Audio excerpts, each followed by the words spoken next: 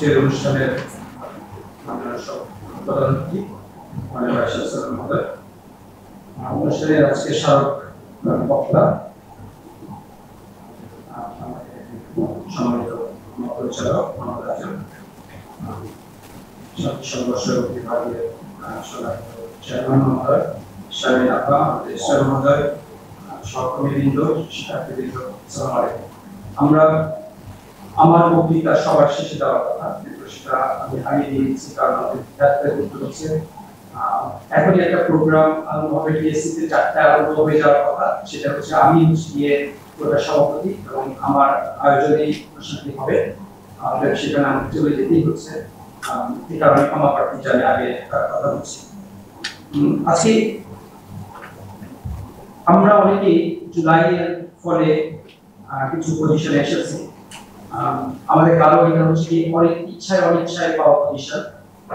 কেন অনিচ্ছায় সেটা হচ্ছে যে অনেকেই আমরা হতে চাইনি, কিন্তু আমাদের হতে হয়েছে, পজিশন নিতে হয়েছে বিভিন্ন কারণে।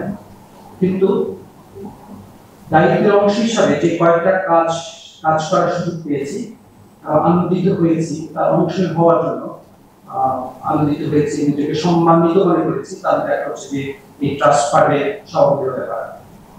তার একটা কারণ আছে, মুক্তিযুদ্ধ আমার কাছে এমন একটা বিষয় যেটা নিয়ে কোনো দ্বিমত কম্প্রোমাইজ করার, কোনো প্রশ্ন তোলার কোনো সুযোগ নেই আমার কাছে। Absolutely that's right.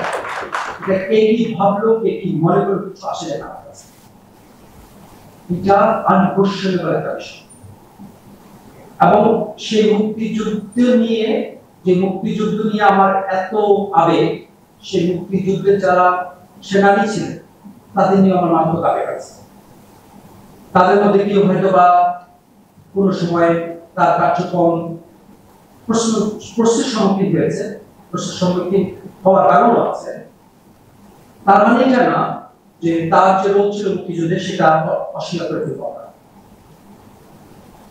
যে কয়েকজনকে আমি মনে করি যে মুক্তিযুদ্ধের হওয়ার জন্য, আমরা একটা স্বাধীন রাষ্ট্র হওয়ার জন্য যাদের অবদান মারাত্মক ভাবে, এবং আমি মনে করি কোনো কন্ট্রোভার্সি ছাড়া অলমোস্ট যে কয়েকজন সেনানী আছেন তার মধ্যে তাজউদ্দিন আহমেদ একজন আমি মনে করি। এবং আমি জানি না, আমি সব সময় ওনাকে নিয়ে আমি খুব ফ্যাসিনেটেড ছিলাম, ওনাকে জানার আমার খুব আগ্রহ ছিল। ইভেন আমি আজকে ইতিহাস বিভাগের প্রাক্তন চেয়ারম্যান এবং হাসপাতালকে ডিন স্যার যদি থাকতেন, তিনি হয়তো আমাকে বলতেন যে আমি কথাটা ঠিক বলেছি। আমি আজ থেকে 1-2 বছর আগে স্যার কাছে গিয়ে বলেছিলাম তাজউদ্দিন আহমেদ সম্পর্কে যত বই আছে আমাকে একটু বলবেন, আমি সেগুলো সংগ্রহ করতে চাই। কারণ আমি মনে করেছি যে এই লোকটা, ওনার সম্পর্কে যে তাজউদ্দিন আহমেদের যে অবদান, সেই অবদানের পূর্ণাঙ্গ পুরোপুরি মূল্যায়ন হয়নি। এবং উনি যে দলের অংশ ছিলেন সেই দল তাকে পুরোপুরি মূল্যায়ন করে, এটা আমার মনে হয়েছে সবসময়।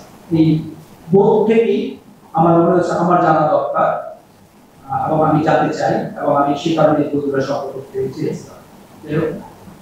সময় যদি থাকতো আর একটু সময় নিয়ে বা 5 তারিখ পর্যন্ত আমাদের সব ভয়াবহ আজকে শহর থেকে আমি একটা মিটিং করতেছি, প্রত্যেকটা মিটিংয়ে দেরি হচ্ছে, আমি 5টা মিনিট সময় পাই, আর একটু প্রস্তুতি নিয়ে আর নিয়ে কথা বলতে পারতাম।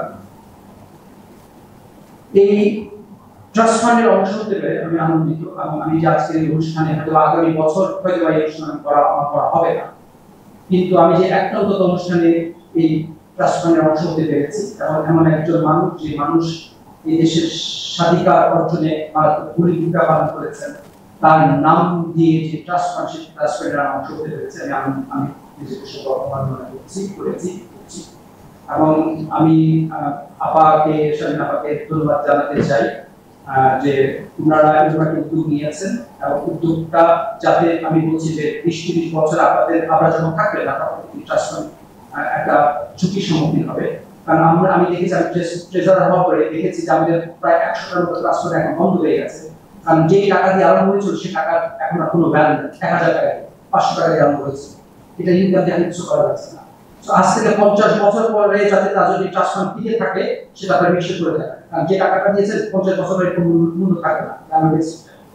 আপনি এটা মনে রাখবেন, যদি পারেন করে যান, এই আবেদনটা থাকে। রইল। আর এই ধরনের উদ্যোগ আমাদের কাছে খুব আমরা চাই, কারণ আমাদের সক্ষমতা খুবই কম। সরকার আমাদের যে টাকা দিয়ে সেটা আমাদের চলে না। আমরা ন্যূনতম কাজ করলে যে টাকাটা লাগবে সে টাকাটা সরকার আমাকে দেয়নি। আগামী বছর 80 কোটি টাকা বাজেট আমার ডেফিসিট। অতএব আমাদের ইচ্ছা থাকলে আমরা পাই না, ছাত্রছাত্রী থেকে যে আমাদের সাপোর্ট দেওয়া দরকার সেটা পাই না, কিন্তু ট্রাস্ট ফান্ড থেকে যে স্কলারশিপ আছে, যে পুরস্কার আছে, এই সক্ষমতা আমাদের বাড়িয়ে দেয়। আমরা কৃতজ্ঞতা প্রকাশ করছি আমাদেরকে ট্রাস্ট ফান্ডের যে ইনিশিয়েটিভটা সেটার জন্য এবং বিশ্ববিদ্যালয়ের পাশে এসে দাঁড়ানোর জন্য আমি তাজউদ্দিন আমাদের ট্রাস্ট ফান্ডকে ধন্যবাদ জানাচ্ছি। তো যারা পুরস্কার পেয়েছে তাদের জন্য কংগ্রেচুলেশন রইল, যে অভিনন্দন এরকম একটা পুরস্কার পাওয়ার জন্য। ভবিষ্যতে উন্নত শিক্ষার্থীরা পাবে। আমি বলে শেষ করছি, বাট যাওয়ার আগে আবার বিরুদ্ধে আমার একটা অভিযোগ আছে।